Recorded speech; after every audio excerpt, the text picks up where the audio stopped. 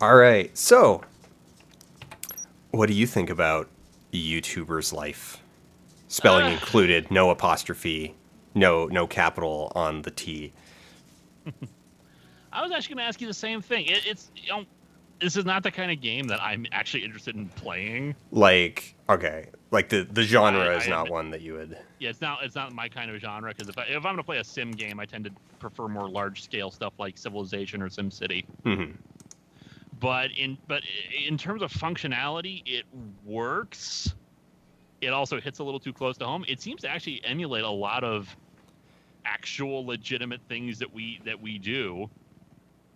I think that there should still be more video type of options, and I'm kind of iffy about some of these ideas, like, oh, you have to go study or your mom will ground you, kind of a thing. It's just like I don't get how that even works.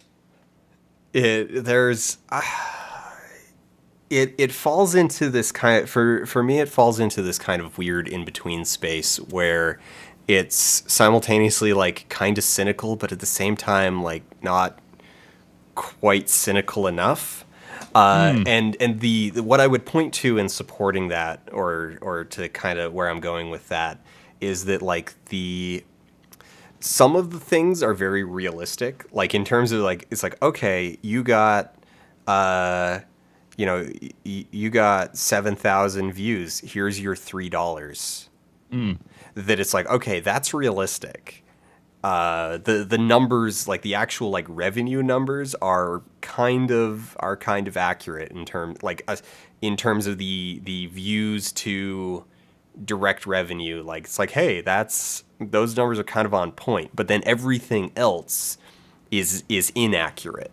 That it's like the fact that anyone is offering you any kind of deal at 7,000 subscribers is or the mini games involving social interactions with people for purposes that still seem to elude me, aside from maybe collaborating and hiring them as editors, but yeah, that still. seems to be like a thing that pays off down the road. So you've got things like that, but then it's like rent. It's like, oh, rent is $80 a month, No. and it's like I would, if you asked me to like kill someone for $80 a month rent, I would probably spend a lot more time thinking about it than I'm proud of, because it's like, I mean, like that kind of thing. So on a certain level, it is realistic, but then it's unrealistic about the sort of logistical scope of what that means. That it's like, okay, how do you make money off of YouTube? And because this is a thing that I've come back to a lot, like back when I was still actually active on the that guy with the glasses forums, like I had a little bit of a negative reputation back then because I was realistic about costs Yeah. and payoffs, and people didn't like that I'd come in and be like, it's like, yeah man, I'm gonna make it, I'm gonna be like Linkara, and I'd be like, you're probably not. Like your Hmm. realistic odds of, your realist, like here's the numbers that you need to be looking at until you're looking at sustainable returns, because you need to consider like, okay, what does rent cost?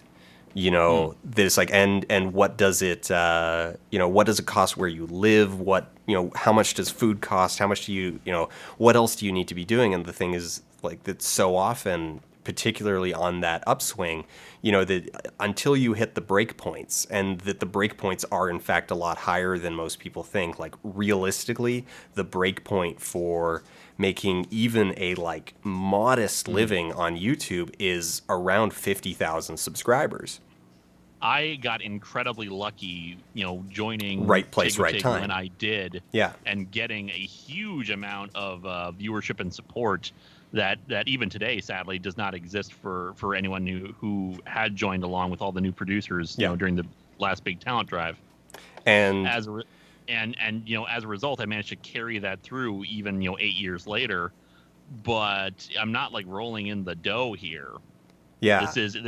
I make more than enough to live on, and even then, I've had to supplement it through Patreon. If I did not have Patreon, I don't know if I would actually be able to live off of my videos anymore. I mean, and also with that, like, a lot of you got super lucky, like not just right place, right time. That it was like, okay, it was when, not just being kind of on the early adopter vanguard of this thing, but also along with that was this advertising revenue situation where no one on either side of the aisle really had a solid idea of what the value was, and so people were just kind of, it's like, what's your Throwing money CPM? at They were it. just kind of throwing, like, it was speculative. So the CPMs were like really high because nobody who was buying the ad space had the data to be like, no, it's not worth that. We're not paying that for your ads, to run Yeah. our ads on your site. Like, but then that happened a few years back. Like the data started you could see it once people started getting the data. The CPM started going down, and it started going down precipitously fast. It came back up a bit, but it's nowhere near, like, there was times when CPM was up at like $30. I never got it that high, but like, a very good month, especially during like the holidays, which is still, it just still sweeps for us, It's but not still, quite as yeah, high, was like $15 yeah, CPM. That was really damn good during those times, during the best of times. yeah. And then it dropped down to like $1.50. Yeah, there was a reason. Poor Lindsay and Todd, who were grandfathered into the Maker stuff.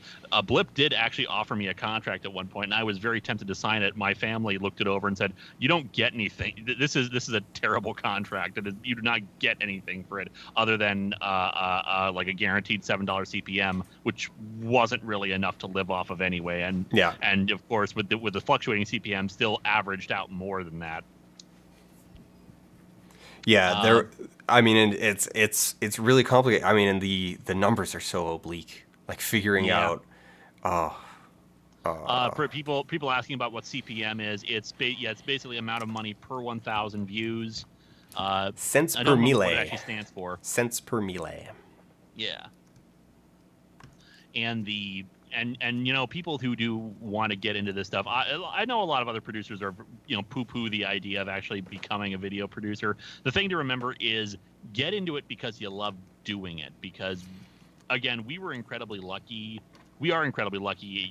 to be able to make a living off of this, but you never enter into it with the expectation that that's what's going to happen. Do it because you love doing it. I mean, there is another route. There is another route, but this was the other thing that I got super unpopular on the Tig with Tig forums for talking about, is that you either need to approach it purely as a hobby, like you're doing it because you love it, and then if it manages to actually like make you a couple bucks every month, like, cool, Yeah. right on.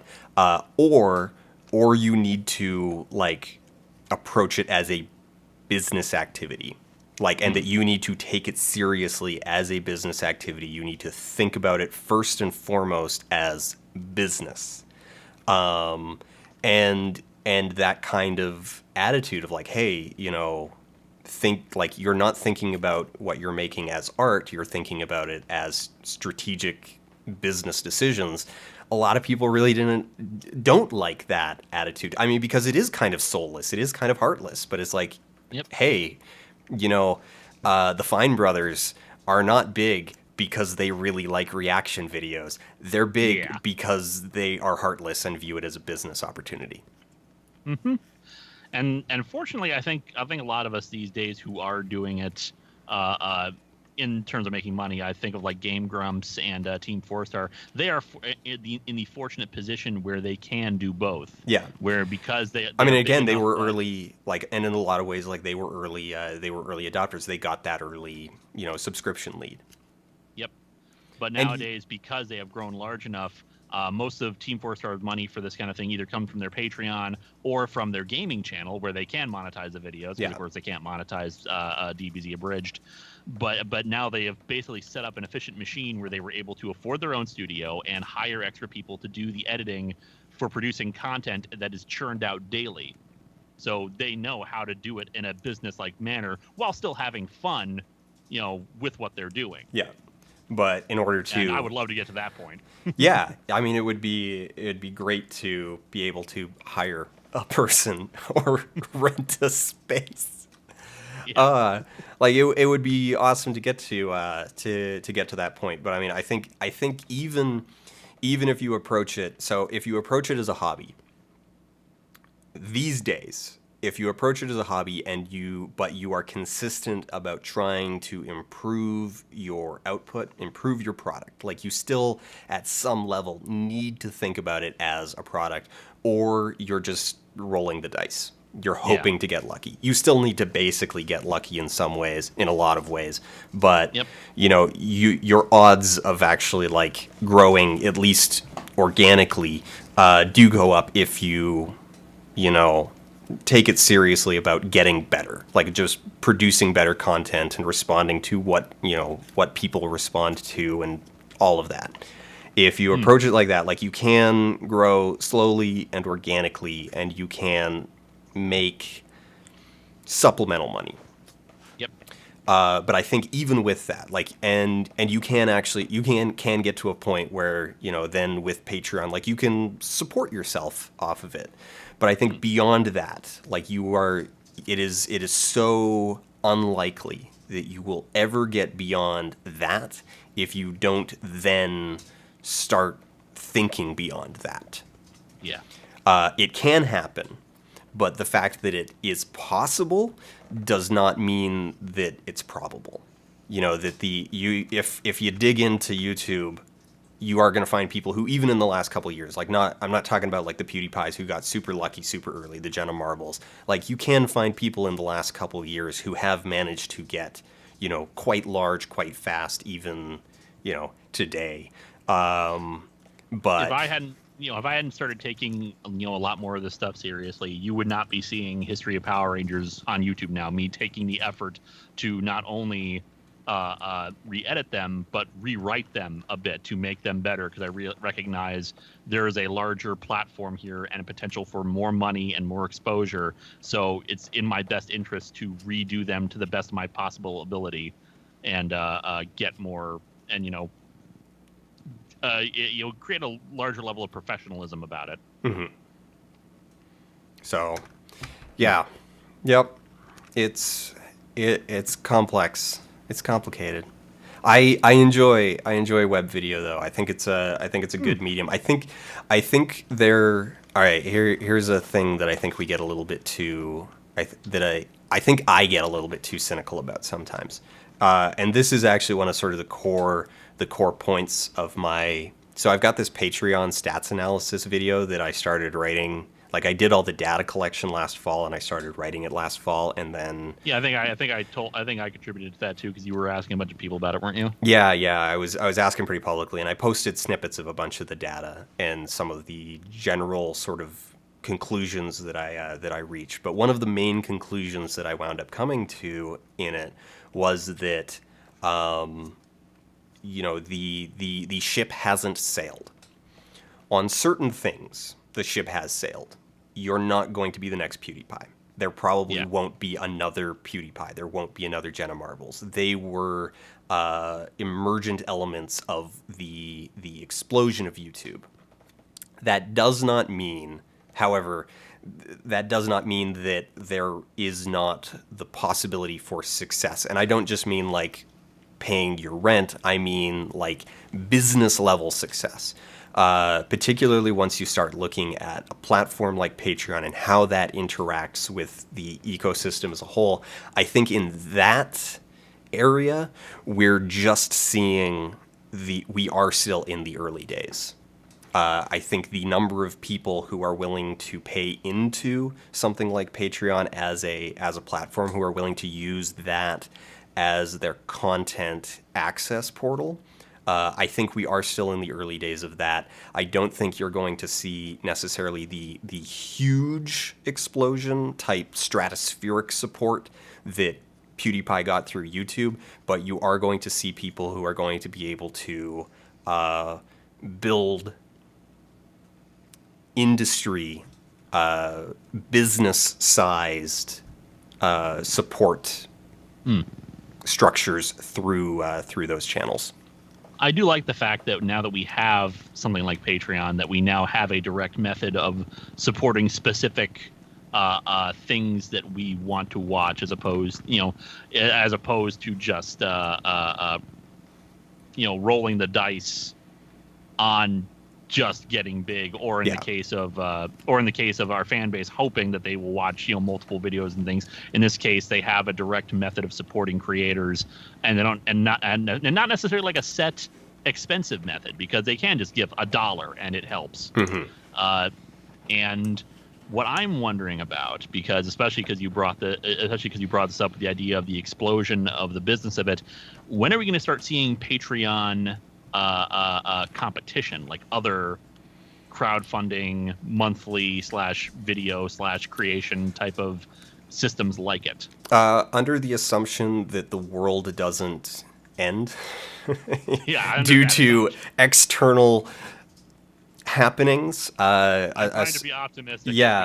As we fight everything. So if we assume that things are going to, if we ignore that and assume that this was going to be a normal year, I would honestly have expected to see a solid Patreon competitor by the end of this year.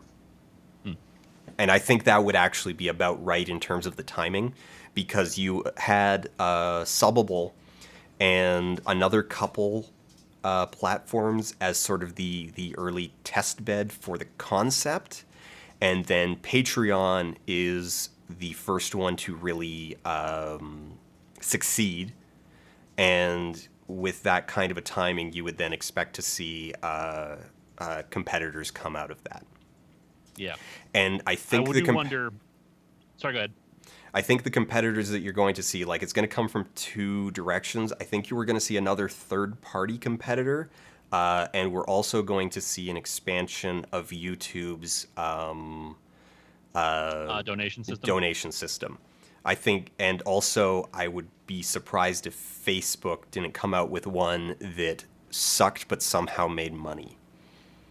I'm wondering if, much like with YouTube, we're going to see competitors rise up, but then they'll either get sold because venture capitalists kind of a thing, or they'll get bought out or just die, and then there will be a monopoly on it, much like how YouTube has the monopoly these days on video hosting. I'm curious if we'll ever see like another YouTube style thing rise up, especially since you keep hearing reports about how YouTube apparently is a big loss. Yeah, the main problem there.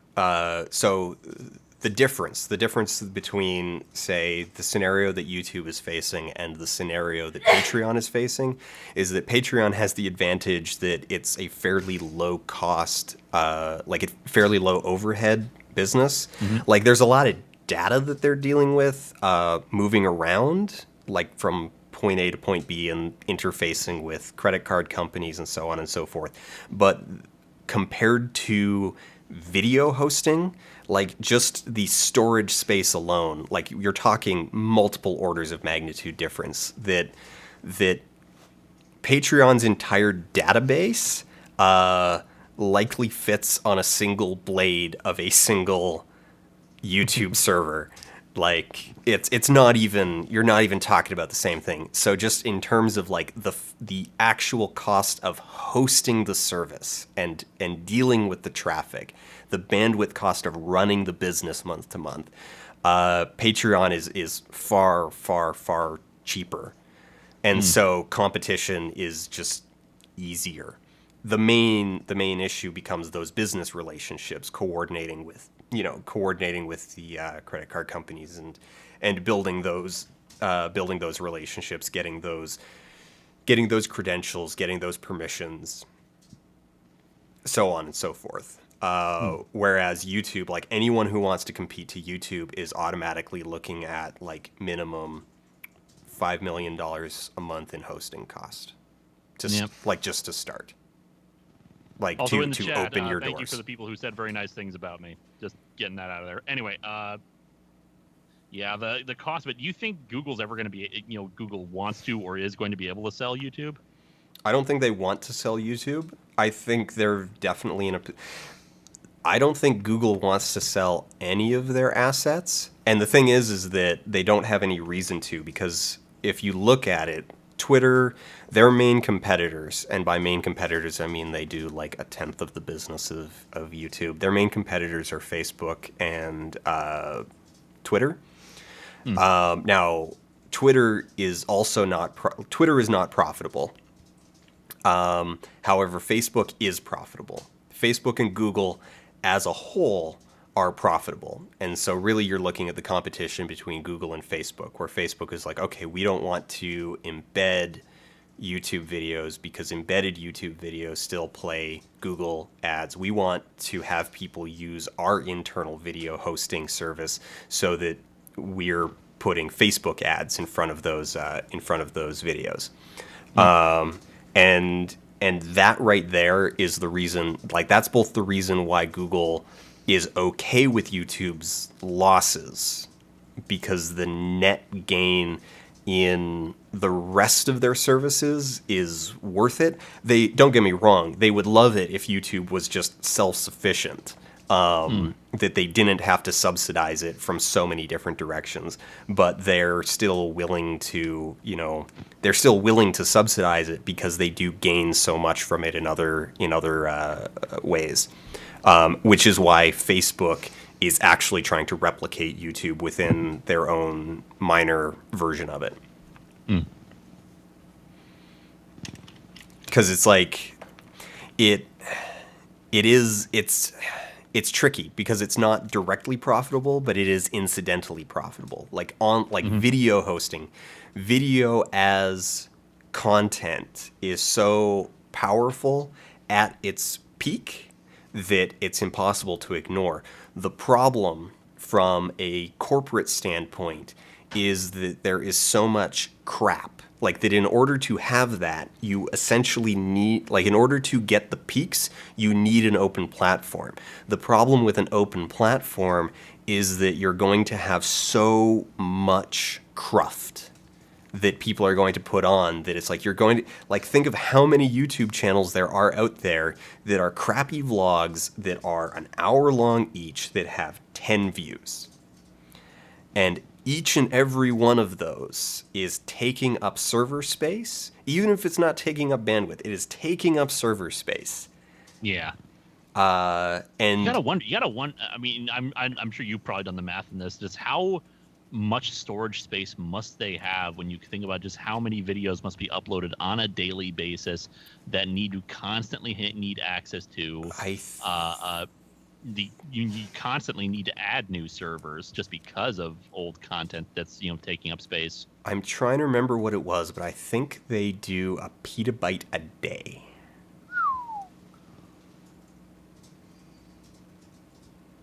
I think it's somewhere along those ranges, because I know they were saying so normally they publish the data in terms of hours or like years. So they'll say something like, oh, like 2 years of video is added to YouTube every single day. And if you back solve from that number, then you end up at about a petabyte. I think that's the number that I came up with the last time I did that exercise, but it's been a while. So I feel like it was a petabyte a day, 1,000 terabytes. Yeah. And like even if that is wrong, like I mean, even if it is say 500 terabytes a day, like that's still a massive amount that you constantly have to add. I mean, I'm assuming by this point they've gotten very good at it and getting it down to a system. Yeah. But just the massive amount of new hard drives that need to be installed and synced up to the rest of their massive network of data so that everything talks to each other cleanly and can be accessed again if, say, they need for some reason to access the videos and be able to track it down and criminy. Yeah. Now the thing. Oh, there was something I was going to say in there about the data the data storage and right on the technology. This is why actually we kind of end up benefiting a little bit from that, because as a result of that situation, like just the data requirements, Google is putting a lot of money into R&D for superior compression algorithms, open access, like open source, open access compression standards. Because of the reason why they want to be open is because if they're open, then they're automatically going to be, accessible to everybody, which means they will quickly be added to all of the tiers of video production software, which means that, but it's like they have a vested interest in being like, okay, if we can't make this profitable, like we need to bring down just the hosting cost. We need to bring down just the sheer volume of data that is transferred. So either we need to make data cheaper or make videos smaller. Oh God, I just realized how it gets even worse, just in terms of storage and maintenance. See, we take for granted the fact that they just have to store the videos. It's not just that. They probably have to mirror everything in case one of the drives fails. Yeah, like it's all going to be in like... Because you have to get that data back up again, or else people lose how many or else how many videos go down just from that. Yeah, like they're permanently lost. Their data infrastructure is mind-boggling. It's ridiculous. It exceeds the capacity of human comprehension. Amy. Cats. And we're in full screen. In YouTube, in YouTuber life. Why isn't there an option to just make cat videos? I don't know. That is definitely a curious omission, but since we're in full screen camera, Amy, there you go. She doesn't want to look at the camera. She wants to look at the toys on my desk. There we go. I know vid.me is trying to become a competitor against YouTube.